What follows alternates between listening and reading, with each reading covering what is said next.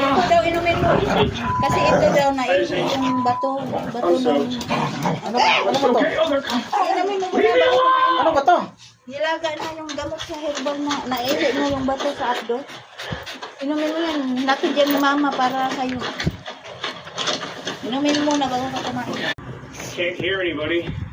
If they were coming, I could see them. For a ways. Maturo nga siya sa akin. And against all odds, he makes it out. Or so he thought. Just as Sam began to believe he was finally alone, that he'd lost whoever was following him, something appeared in the dark. But this time, it didn't slow down, it didn't speak, and it didn't have to.